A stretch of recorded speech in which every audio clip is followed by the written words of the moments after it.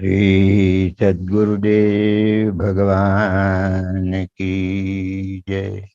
श्री रामचंद्र भगवान की जय। गुरुर्ब्रह्मा गुरुर्विष्णु गुरुर्देवो महेश्वरः। गुरुः साक्षात् परब्रह्म तस्मै श्री गुरुवे नमः। नीलाम्बुदश्यामलकोमलङ्गम् सीतासमारोपितवामभागम् पाणौ महाकाय कचारुचापम् नमामि रामं रघुवंशनाथम्।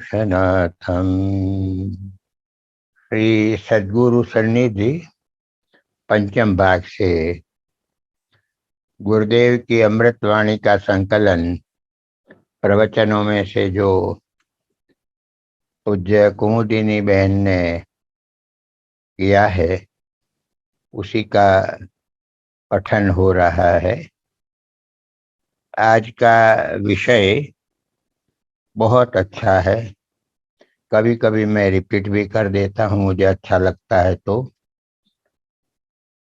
प्रश्न पूछा गया, ये 26/2/63 की बात है। संयम कैसे करना।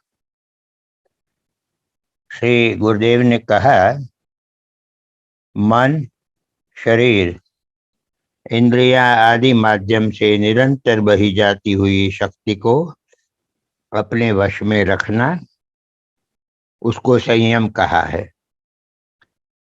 संयम साध्य हो जाए तो बड़ी भारी शक्ति साध्य होती है। इसके लिए सावधानी रखना और शक्ति के प्रवाह को मर्यादित रखो। हमारी छोटी से छोटी शारीरिक या मानसिक क्रिया में भी हमारी शक्ति, जीवन शक्ति, जिसे आजकल इम्यूनिटी भी कहते हैं, इसका उपयोग होता है और वो कम हो जाती है क्योंकि आजकल के मानव का मन अत्यंत विमुख और चारों बाजू भागने वाला हो गया है। अर्थात व्यर्थ बातें मत करो, व्यर्थ बातें मत सुनो, व्यर्थ भ्रमण मत करो, व्यर्थ कुछ मत करो।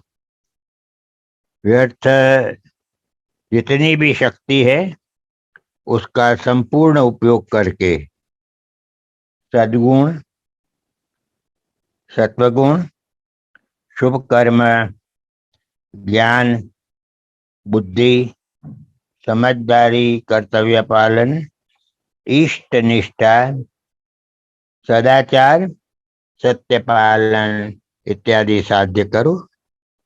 इतना करोगे तो संयम अनायास सिद्ध होगा ही। असंयमी जीवन सुखदायी नहीं।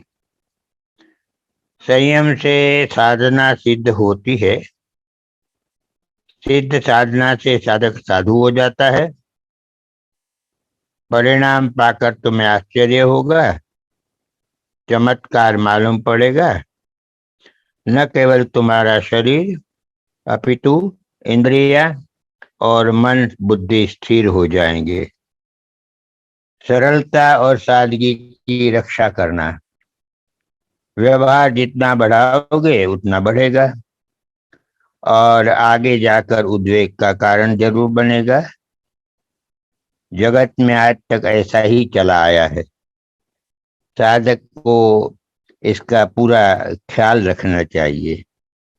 बिना सोच समझ के व्यवहार बढ़ाना नहीं।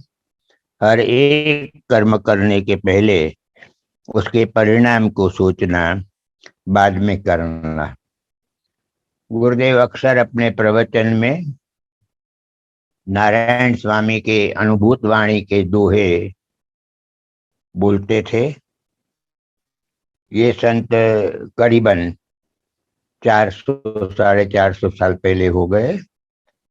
और पहले तो नारायण स्वामी के दोहे नाम की पुस्तिका गोरखपुर गीता प्रेस ने छपवाई थी, अभी अप्राप्य है। नारायण स्वामी कहते थे, नारायण हरि भजन में ये पांच ओर न सुहात। ये पांच चीज शोभा नहीं देगी हरि भजन करने वालों को। विषय भोग, निद्रा, हंसी, विषय भोग बहुबात, ज्यादा बातें, इंद्रियों के विषय भोग, और निद्रा और हंसी मजाक से उसे दूर रहना चाहिए। संयम से साधना सिद्ध होती है। सिद्ध साधना से साधक साधु हो जाता है। परिणाम पाकर तुम्हें आश्चर्य होगा। चमत्कार मालूम पड़ेगा। न केवल तुम्हारा शरीर ही अपितु इंद्रियां और मन बुद्धि सुस्थिर हो जाएंगे। व्यवहार जितना बढ़ाओगे उतना बढ़ेगा और आगे जाकर उद्वेग का कारण जरूर बनेगा। जगत में आज तक ऐसा ही चला आया है। साधक को इसका पूरा पूरा ख्याल रखना, बिना सोच समझ के व्यवहार बढ़ाना नहीं, और हर एक कर्म करने के पहले उसके परिणाम को सोचना और बाद में करना। दूसरों के दोष देखना नहीं, और यदि जानते हो तो किसी से भी कहना नहीं। सरलता और सादगी की रक्षा सदैव करना। सादगी का तात्पर्य है कि जो सहज प्राप्त हो उसी के अनुकूल खूब प्रसन्नता पूर्वक रहना। सरलता का तात्पर्य है किसी भी निमित्त से अपने मन को संक्षुब्ध, रागी, द्वेषी, क्रोधी और हिंसक नहीं होने देना। मन की हिंसा और वाणी की हिंसा तन की हिंसा से ज्यादा भारी है। सूक्ष्म है ना, सूक्ष्म का प्रभाव अधिक होता है। इसलिए बहुत लंबे काल तक उसके संस्कार अपने स्वतः के अंतःकरण में छोड़ जाती है, जो फिर कई जन्म तक हमें परेशान करते हैं। इसीलिए धैर्य, सहनशीलता, उदारता, इष्ट में पूर्ण श्रद्धा अत्यंत अनिवार्य है। सूक्ष्म दृष्टि से खूब चिंतन मनन से अपने मन और इंद्रियों के दोषों को पहचानो, देखो और उनको पकड़कर उनको दूर करना। आसानी से ये दूर नहीं होते। उसमें भी अत्यंत सावधानी, सम्यक सच्चाई, पूरी दृढ़ता और मन के पर पूरी सख्ताई रखना पड़ता है। मन को सदा कर्तव्य परायण रखना, ताकि इधर उधर व्यर्थ व्यवहार और संबंधों में भटक नहीं जावे। इन बातों का पालन करने पर तो परिणाम में चित्त शुद्धि होने लगती है। अंतःकरण में सर्वप्रथम मन, दूसरी बुद्धि, तीसरा चित्त और फिर अहंकार है। इसलिए मन बुद्धि बहुत पुरुषार्थ से होती है। प्रश्न पूछा गया कि विषयों में आनंद न हो तो आनंद का अनुभव क्यों? श्री गुरुदेव ने कहा, विषयों में आनंद नहीं है। विषयों में आनंद का अनुभव जो होता है वह विषयों का आनंद नहीं है, लेकिन अंतर्मुख वृत्ति का आनंद होता है। आत्मा से विमुख जब बुद्धि होती है तब विषय की इच्छा होती है। इच्छा के कारण बुद्धि चंचल बनती है।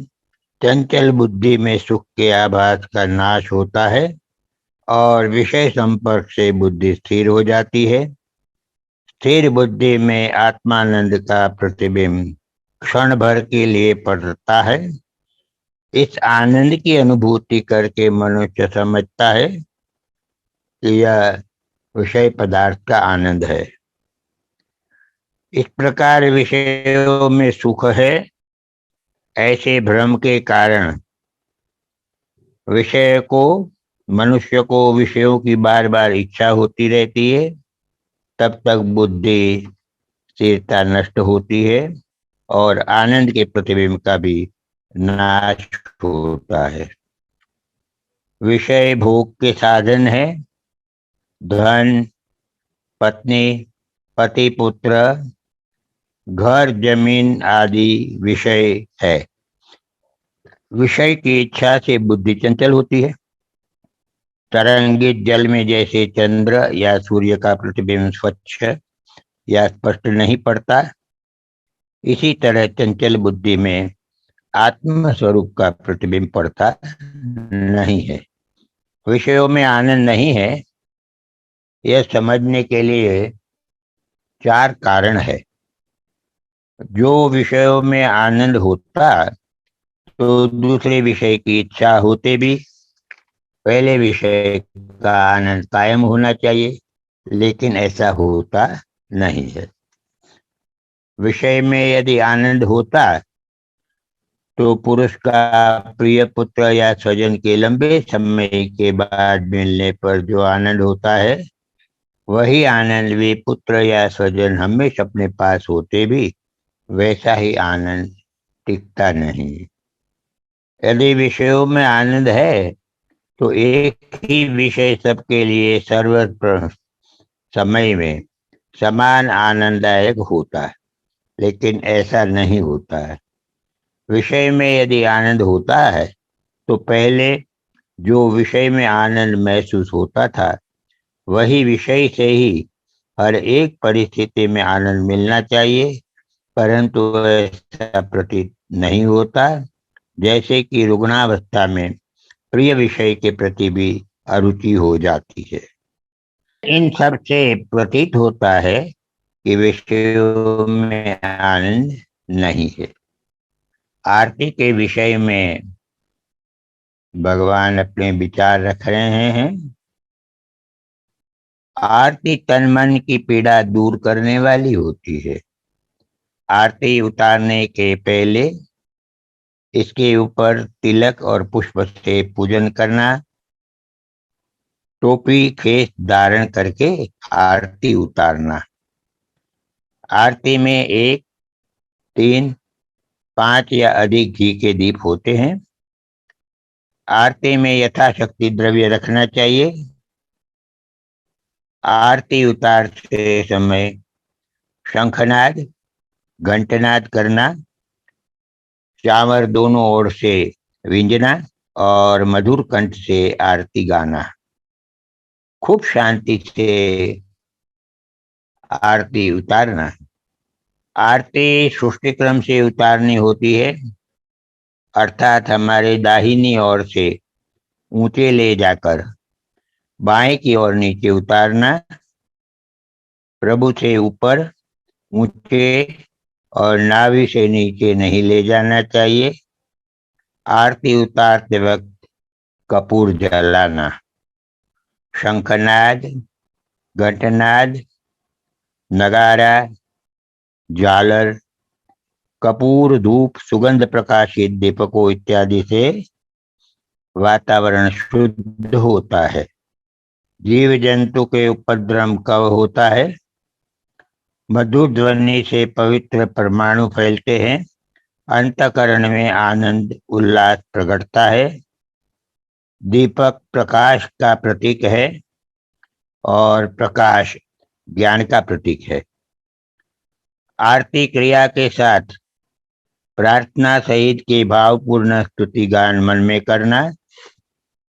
आरती पूर्ण होने पर पुष्पांजलि अर्पण करना, न हो तो भगवान से प्रार्थना करना।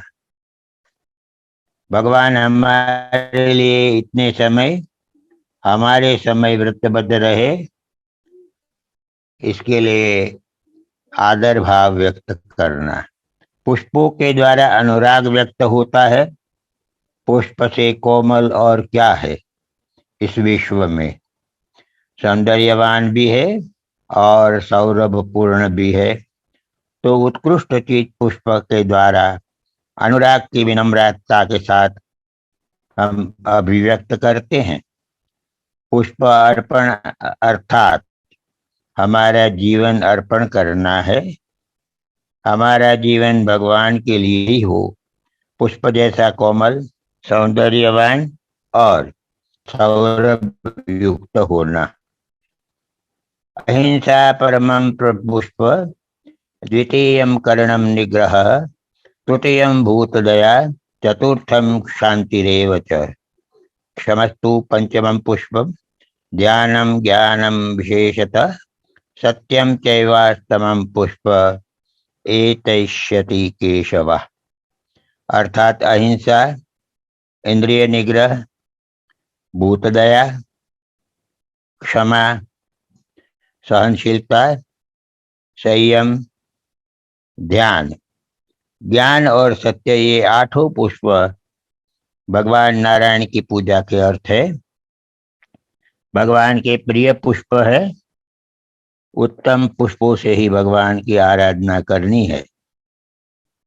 आरती भगवान के सम्मुख रखना, अशुभ से मुक्त होना, उसे साधना कही है। 28-2-63 को पूज्य गुरुदेव साधक को कैसा दृढ़ होना चाहिए यह बताते हुए हनुमान जी की बात बताते हैं। हनुमान जी जो जानकी जी की शोध करते हुए 100 योजन समुद्र लांघने लगे। बीच में मैनाक पर्वत ने खूब ऊंचा उठकर अपने ऊपर विश्रांति लेने की प्रार्थना करते बहुत कहा कि मेरे पर विश्रांति लेकर जलपान ग्रहण करके श्रम निवारण करके और तृप्त होकर आगे बढ़िए। लेकिन हनुमान जी का तो दृढ़ निर्णय था कि कार्य सिद्धि के बिना जल तक ग्रहण नहीं करूंगा। इसीलिए हनुमान जी मैनाक की विनती के अनुकूल विश्रांति व जलपान लेने को रुकते नहीं है, परंतु विनय विवेक के ख्याल से पर्वत को अपने हस्त से स्पर्श करके अनुनय पूर्वक आगे चलते हैं। तो राक्षसी आदि विघ्न उपस्थित होवे, सबका विध्वंस करके आगे चलते हैं। तब अशोक वाटिका में जगत जननी के दर्शन प्राप्त हुए। कार्य की सिद्धि हो गई। पश्चात ही रावण की बगीचे के फल आदि का उपभोग किया।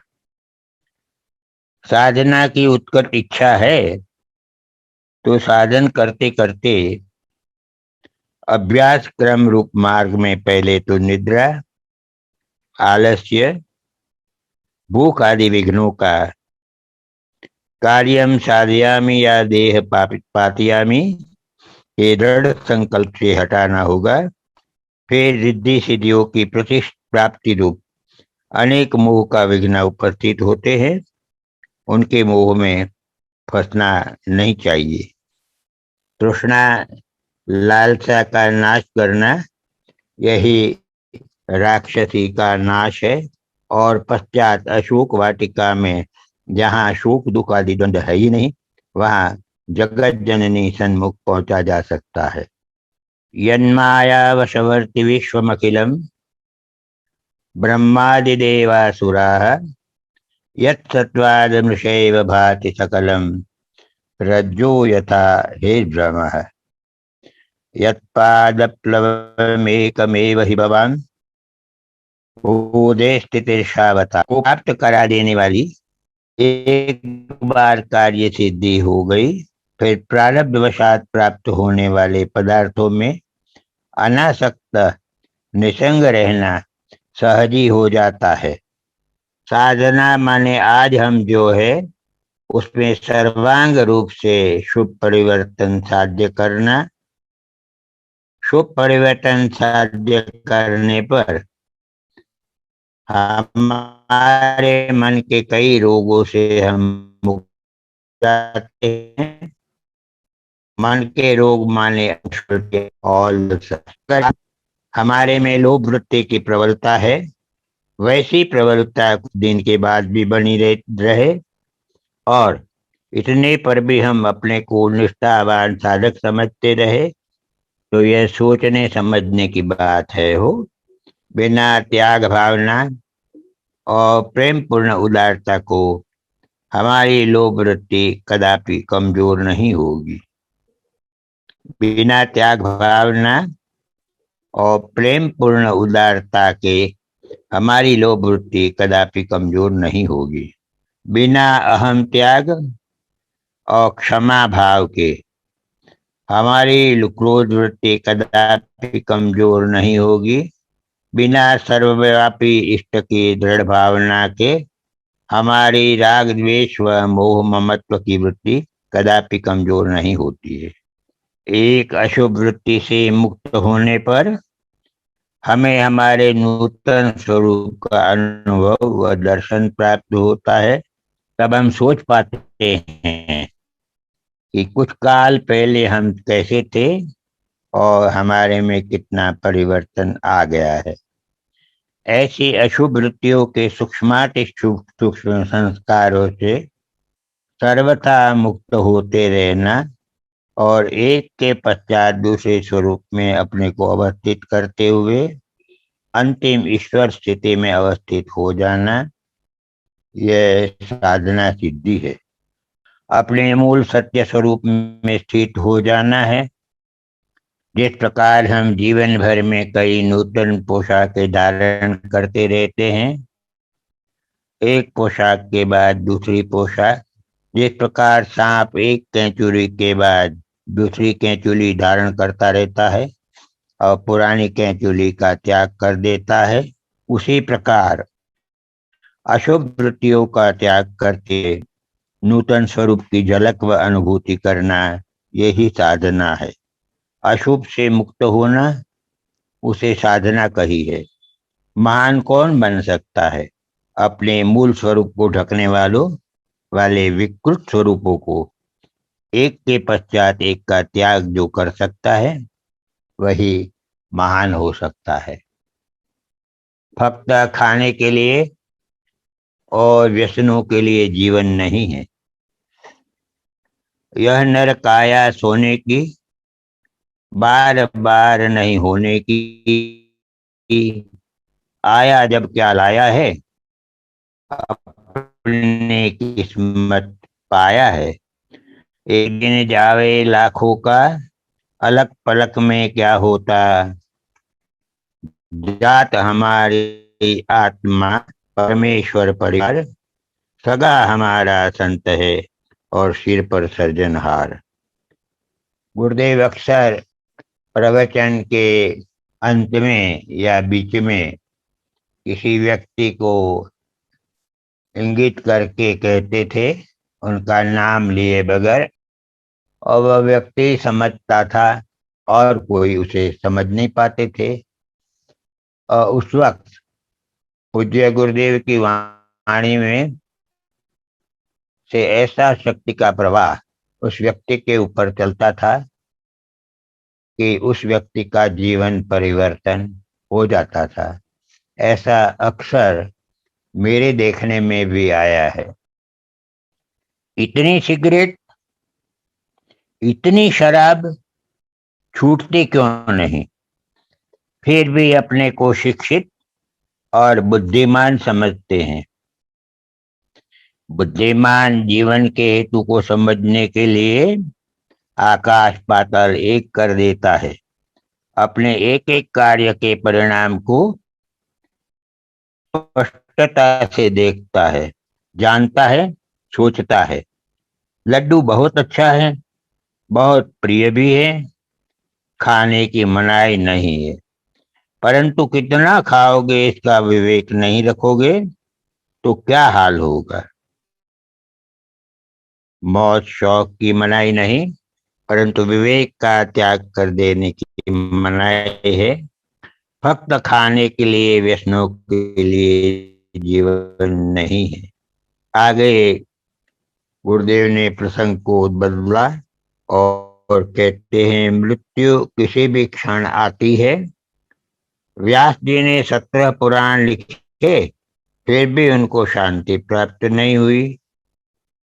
तब व्यास जी ने 18वां पुराण श्रीमद् भागवत लिखा और उनको संतोष हुआ।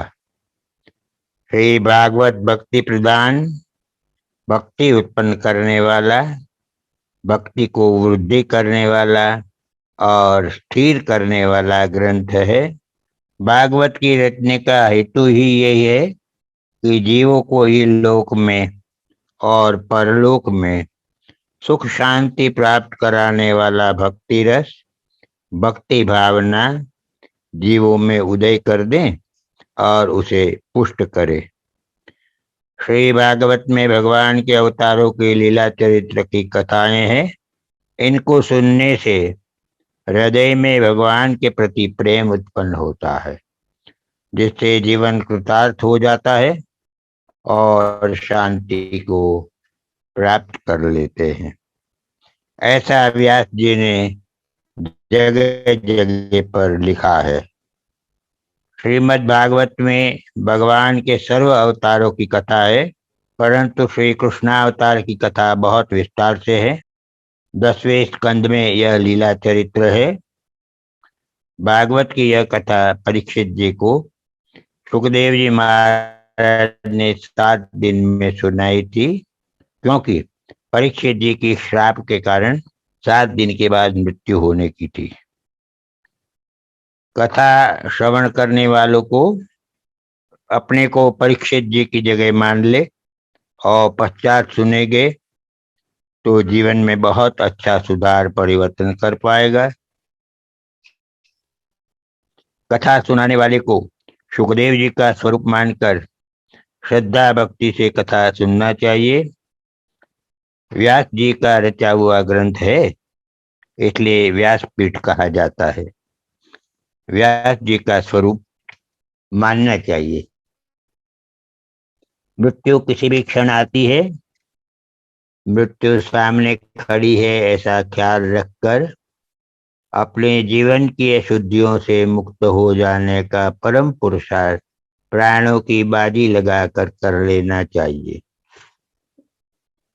भगवान है ही, कर्म सत्ता है ही, इसलिए भगवान से प्रेम पूर्ण अनुसंधान रखते हुए जीवन को ऐसे उच्च आचरणों से दिव्य और भव्य बनाना चाहिए कि हमारे जीवन की एक एक क्षण, एक एक क्रिया हमें अलौकिक आनंद की अनुभूति कराने वाली हो। हमें शुद्रता, कीचड़ से बाहर निकलना ही चाहिए। जब तक नहीं निकलेंगे तब तक जीवन कृतार्थ होता नहीं, यह ध्रुव है। वेद ने गुरु प्रथा है, वेद से गुरु प्रथा है। श्री गुरुदेव, लोगों को प्रश्न होना स्वाभाविक है, क्या ये गुरु की प्रथा प्राचीन है क्या? वेदों में, शास्त्रों में गुरु की प्रथा का प्रतिपादन स्पष्ट है। गुरु की महिमा वेदों में, पुराणों में, तंत्रों में बराबर स्पष्ट शब्दों में कही गई है। इसलिए स्पष्ट होता है कि गुरु प्रथा वैदिक काल से चली आती है। इसमें वेद के कई श्लोक गुरुदेव ने उद्धृत किए हैं और इस प्रकार के अनेक मंत्रों में गुरु प्रथा स्पष्ट रूप से बताई गई है। उपनिषदों में, श्रीमद् भगवद गीता में, ब्रह्म सूत्र में, पुराणों में गुरु कथा अत्यंत भावपूर्वक कही गई है। रुद्रयामल तंत्र में है, अहम गुरुरहम देव मंत्रार्थो हम न संशय, वेद का नरकम यान्ति नाना वर्जिता। मैं परमात्मा ही गुरु और देवता हूँ, मैं ही मंत्रार्थ हूँ। परमात्मा, गुरु और मंत्र में भेद बुद्धि रखने वाला, शास्त्र के मर्म के अज्ञान मनुष्य नरक में जाता है। श्री गीता जी का तो प्रारंभ ही तब होता है जब अर्जुन शिष्यत्व स्वीकारते हुए कहते हैं, कार्पण्य दोषोपहत स्वभाव पृच्छामि त्वां धर्म सम्मूढ़ चेता शिष्यस्तेहम शाधि माम त्वां प्रपन्नम। और भी स्पष्ट कहा है, उपदेक्षन्ति ते ज्ञानम ज्ञानिनस्त तत्वदर्शिनः। हे अर्जुन, तू उन ज्ञानवान तत्वदर्शी गुरुओं के समीप श्रद्धान्वित होकर जा, वे तुझे तत्व ज्ञान का उपदेश करेंगे। देव द्विज गुरु प्राज्ञ पूजनम, इस वचन के द्वारा भगवत पूजन के अतिरिक्त गुरु पूजन का भी विधान किया गया है। इसलिए वैदिक सनातन धर्म में गुरुओं के पूजन के लिए गुरु पूर्णिमा के पर्व का बड़ा भारी महिमा है और अत्यंत श्रद्धा के साथ मनाया जाता है। शिष्यों के भगवान आराध्य श्री गुरुदेव है। अवधूत संत शिरोमणि श्री सुखदेव जी महाराज के प्रशस्त शिष्य संत श्री चरणदास जी महाराज की विदुषी शिष्या संत सहजोबाई ने तो गुरु भक्ति को ही प्रथम कही है। देखिए कहाँ तक उन्होंने सहजोबाई ने गुरु भक्ति के विषय में कहा है। गुरु तजू पे राम तजू पे गुरु न विसारू, गुरु के सम हरि को न निहारू। हरि ने जन्म दियो जग माही, गुरु ने आवागमन छुड़ाई। हरि ने 5 चोर दिए साथा, गुरु ने लय छुड़ाए अनाथा। हरि ने कुटुंब जाल में घेरी, गुरु ने काटी ममता बेरी। हरि ने रोग भोग उर्जायो, गुरु जोगी कर सबय छुड़ायो। हरि ने कर्म भर्म भरमायो, गुरु ने आत्म रूप लखायो। हरि ने मोसु आप छिपायो, गुरु दीपक है ताहि दिखायो। फिर हरि बंद मुक्ति गति लाए, गुरु ने सब ही मर्म मिटाए। चरणदास पर मन तन वारू, गुरु न तजू हरि को तजु दारू। गोस्वामी जी ने भी गुरु महिमा कहते हुए कहा है, राखे गुरु जो को विधाता, गुरु विरोध नहीं को जन त्राता। गुरु के बचन प्रतीति न जेहि, सपने हु सुगमन सुख सिदिते ही। गुरु बिनु भवन दे तरे न कोई, जो बिरंच शंकर सम होई। सदगुरु भगवान के समान सदैव ही कृपा स्वरूप ही होते हैं। उनके हृदय का आह्लाद स्वयं ही कृपा आशीर्वाद हो ही जाता है। ठीक उसी प्रकार उनके चित्त का क्षोभ और उनके हृदय पर की चोट स्वयं ही विपरीत परिणामदायी बनते हैं। वे चाहे या न चाहे, यह उनके वश में नहीं है। सम्यक सुयोग्य सिद्ध गुरुदेव हो और अधिकारी सुयोग्य शिष्य हो तो अवश्य ही कार्य सिद्धि होती ही है। श्रद्धावान शिष्य उनकी कृपा का अनुभव निश्चित ही करता है। इसके विपरीत चाहे कितने ही सुयोग्य सामर्थ्यवान सिद्ध गुरुदेव के प्राप्त होने पर भी शिष्य यदि अयोग्य और अनधिकारी है तो लक्ष्य प्राप्ति नहीं हो सकती। गुरुदेव ने अंजनी नंदन की स्तुति गाई। गुरुदेव काव्य कला में निपुण थे। अंजनी नंदन पवन तो सुन लो मेरी पुकार। मंगल मूर्ति मारुति नंदन सकल अमंगल मूल निकंदन। भक्त जनों के तुम रखवार, अब तो सुन लो मेरी पुकार। पवन तनय संतन हितकारी, हृदय विराजत अवध बिहारी। शंकर मेरी पुकार। सिय रघुवर के परम दुलारे, तुलसी के तुम प्राण प्यारे। कहाँ छिपे हो प्राण आधार, अब तो सुन लो मेरी पुकार। तुम्हारे शरण में जो जो आवे, मुझ मंगल सुख कर दे पावे।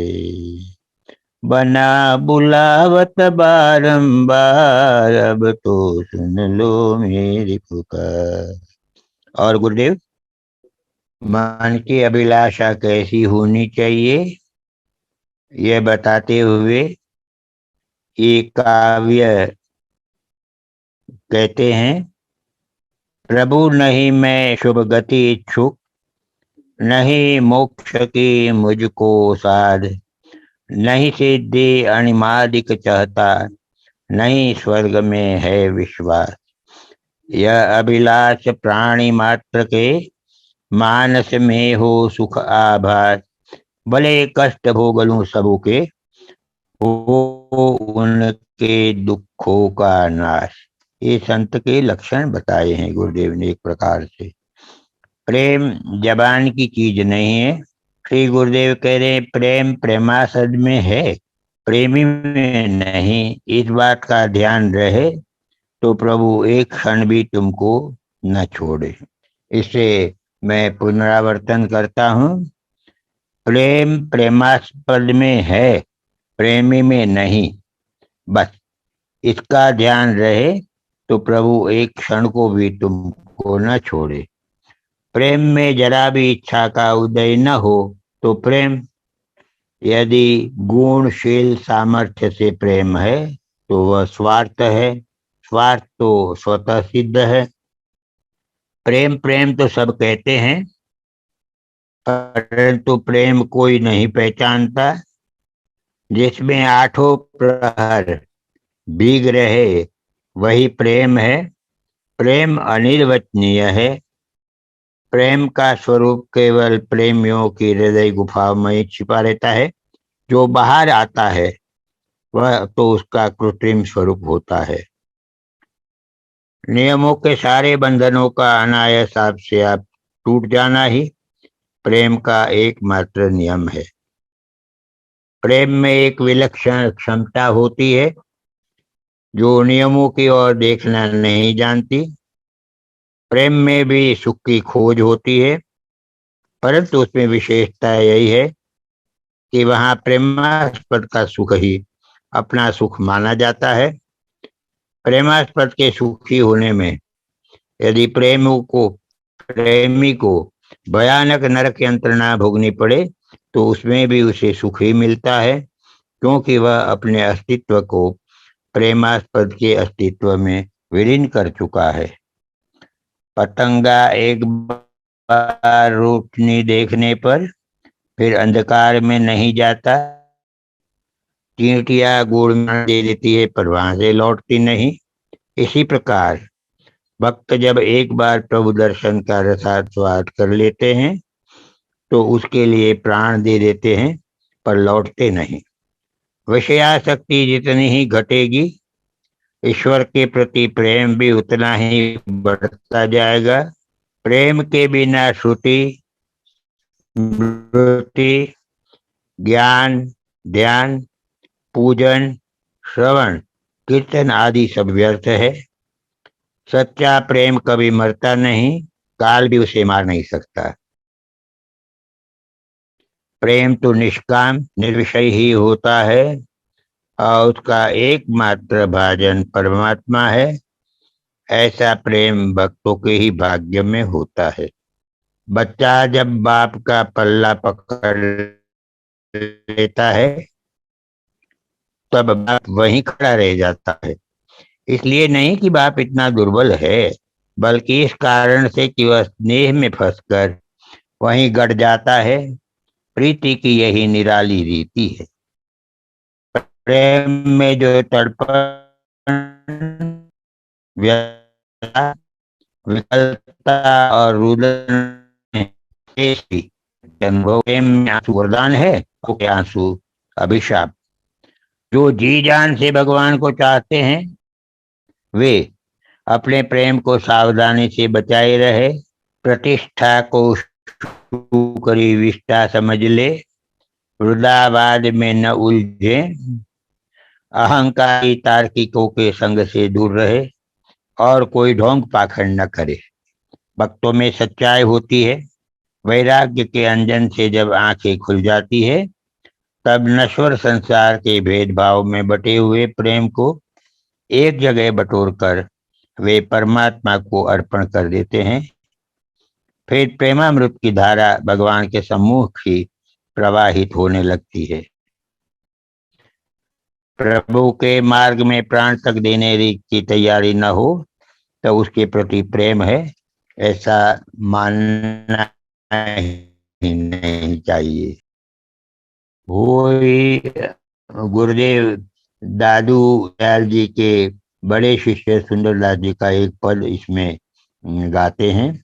कोई अनन्य भजे भगवंत ही और कछूर में नहीं राखे, देवी रुदेव जहाँ लग है कभी दीन पे दीन न भाखे, योग व्रतादि क्रिया तीन कुतु नहीं स्वप्न अभिलाखे, सुंदर अमृत पान कियो तब तो कह को न हलाल चाखे, पूर्ण काम सदा सुख धाम निरंजन राम सृजन हरो, सेवक होई रहो सबको नित कीट ही कुंजर देत अहरो, भंजन दुख दरिद्र निवारण चिंता करे पुनि साज सवरो, ऐसे प्रभु तजी अन्य उपास